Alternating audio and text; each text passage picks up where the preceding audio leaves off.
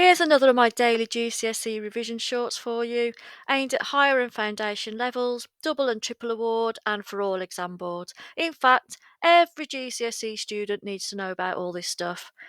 Please click on subscribe to be notified as soon as further shorts are released, and further advice is in the description below. By the end of this video, you should be able to understand what the atomic number is, mass number, and relative atomic mass, and what they tell you about the number of each subatomic particle in an atom.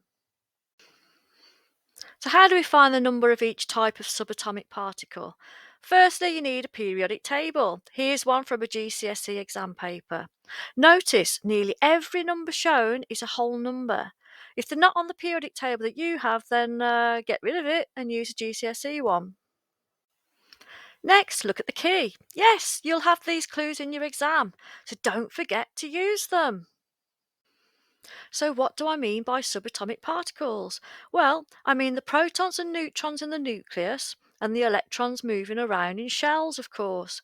If you're not yet confident about the mass, charge and position of these subatomic particles, then you need to watch my GCSE short on atomic structure first. An understanding of this crucial information is very important in chemistry and some physics topics too. But let's start with a great example, my favourite element, fluorine. Every element has two numbers associated with it on the periodic table.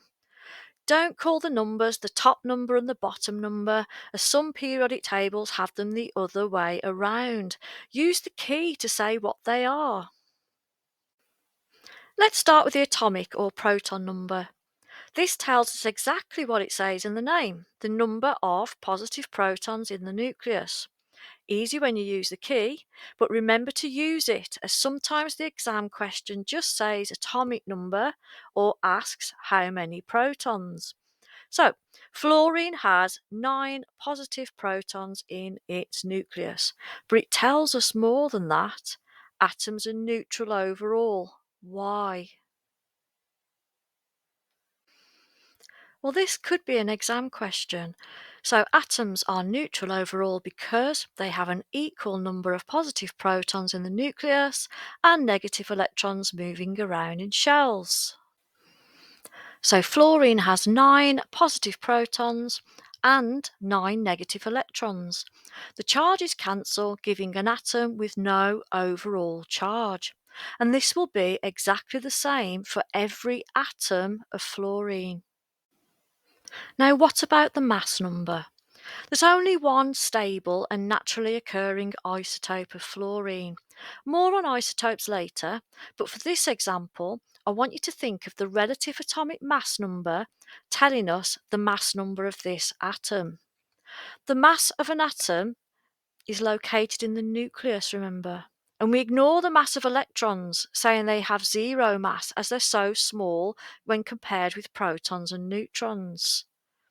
So fluorine has a total of 19 protons and neutrons, but how can we work out how many of each?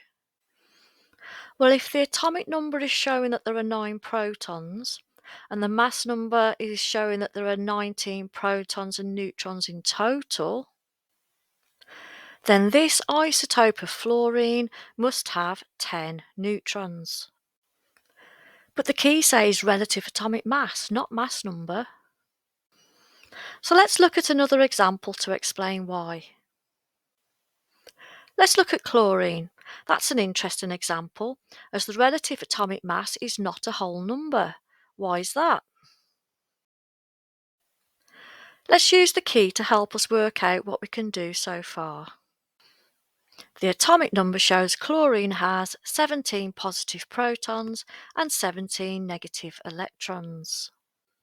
But chlorine cannot have 35.5 neutrons and protons in its nucleus. So the relative atomic mass of chlorine is not a whole number due to it having isotopes.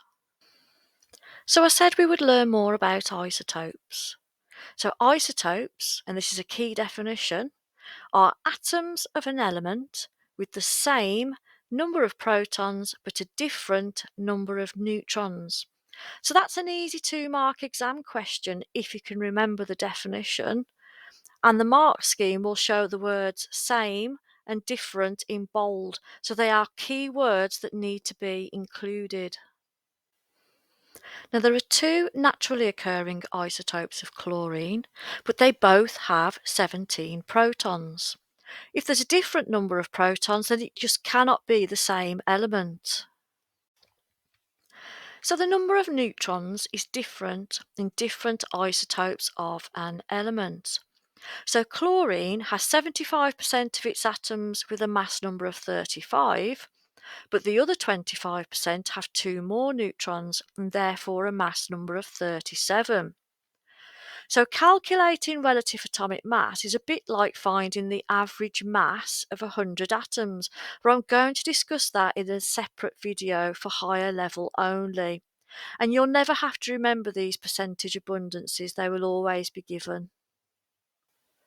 So let's work out the number of each type of subatomic particle there is in each isotope of chlorine, and you may have to do this in the exam. So 17 protons, and those positive charges are cancelled by 17 negative electrons. And for chlorine 35, if there are 17 protons, then that must mean that the rest of the mass is 18, giving a total of 35.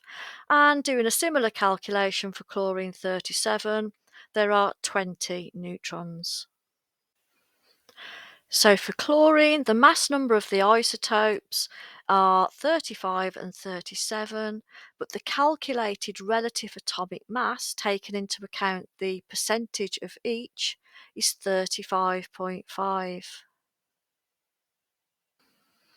So in summary, atomic number is the number of protons in the nucleus, which equals the number of electrons in shells.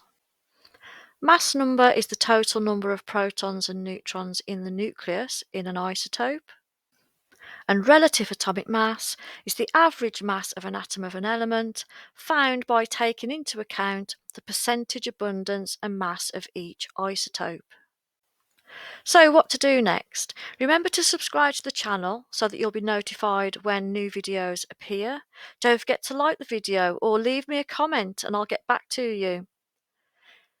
If you are a higher level student, then your next step is to watch the video on how to actually calculate relative atomic mass.